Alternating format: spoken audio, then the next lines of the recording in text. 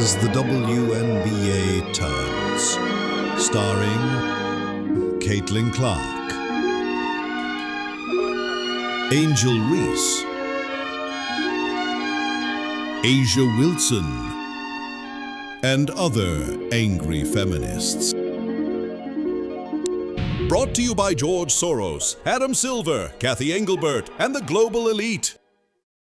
All right, welcome back. Time for a little As the WNBA Turns. You guys know I'm obsessed with the WNBA. I'm certainly obsessed with Caitlin Clark. I think this young woman's name is Kelsey Mitchell. She is the sister of Kelsey Mitchell, the Indiana Fever, Caitlin Clark's teammates. She's the shooting guard. She's an all-star player. She's very good. I think Kelsey Mitchell might be the third-time all-time leading scorer in college basketball. But someone, and I think we have this and we can put it on screen, someone tweeted out or posted on Facebook a critique of the Indiana Fever without Caitlin Clark. Let me read what was posted. Clark's delusional fans can stay mad and call me all of the names in the book, but we all saw, including y'all, who carries my Fever team, and we all know who the offense should be ran through. Whether you like it or not, these two players, and they're talking about Kelsey Mitchell and Aaliyah Boston, can win some games without Caitlin Clark, but Clark can't win a single game without them. So hashtag argue with your mama. And Kelsey Mitchell's sister, Chelsea, said, I gotta agree. And people are using this and going off saying, well, Kelsey Mitchell must feel this way, or there must be a problem between Kelsey Mitchell and Caitlin Clark. And I have a tiny bit of experience with family members saying things, thinking things that aren't consistent with my own thoughts. And so likely what has happened here is that Kelsey Mitchell, like anybody who smartly watches the Indiana Fever, anybody that's smart, and this includes Stephanie White, the head coach, and this what Kelsey Mitchell may be frustrated by is that there's a dishonest conversation about the Indiana Fever team and Caitlin Clark. I love Caitlin Clark. Caitlin Clark, too often, 5 times a game, comes down and takes a shot without a thought in her mind about the other 4 players on the team. And a lot of times, these are bad shots early in the shot clock. And Caitlin Clark, as talented as she is, as much excitement as she brings, and she's a force for good, and she is a playmaker and ball handler and feeds her teammates.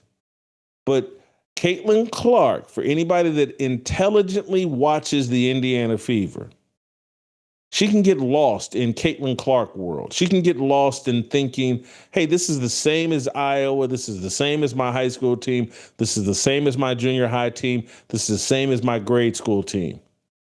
I got to take shots and I got to control the ball and I got to make every play because the rest of my teammates are a lot worse than me. And so Kelsey Mitchell is watching Caitlin Clark in real time, try to figure out how to play with players like herself who can get a bucket, with players like Aaliyah Boston who can get a bucket. And so that's part of Caitlin Clark's struggle. And no one in the media talks about it because either you make ridiculous racial claims about Caitlin Clark and Angel Reese, or you just go on TV or go on your podcast and you celebrate Caitlin Clark as if she can do no wrong. Caitlin Clark takes bad shots that frustrate her teammates. That's a part of being on a basketball team. That's a part of team sports. There were things I did at Ball State that frustrated my teammates, justifiably so. Didn't mean that they weren't on board with me. And so I'm going to give you one last football example of what can go on with a family. And maybe I've said this before, but I want to share it in all sincerity and like it really happened. In high school, you guys have heard me, I played alongside Jeff George, one of the most talented high school football players, one of the most talented football players of all time. No one threw the ball better than Jeff George. There may have been people that threw it as well, but no one threw the ball better than Jeff George. And I'm not sure if anybody had a better high school quarterback career than Jeff George. First team All-American, clear-cut number one recruit in the country, eventually the number one pick in the NFL draft. And my dad thought that I was the real MVP of the Warren Central football team, and he would complain to me about, man, why they always write about Jeff George? Well, why they always, they got no running game without you, Jason.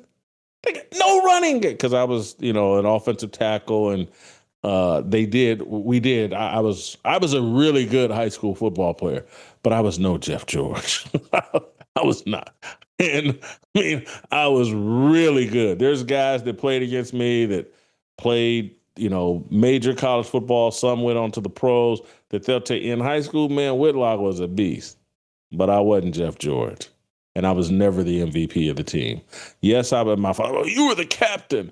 And literally, they once ran a stat about our running game my senior year. And let's say we ran the ball 300 times.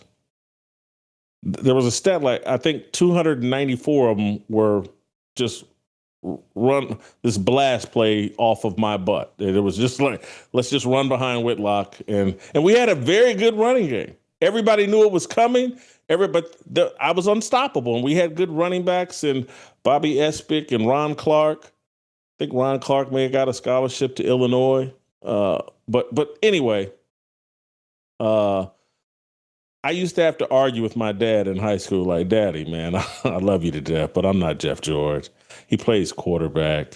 He's a generational talent. We've been saying since he was a little kid, he was going to be the number one pick in the NFL draft.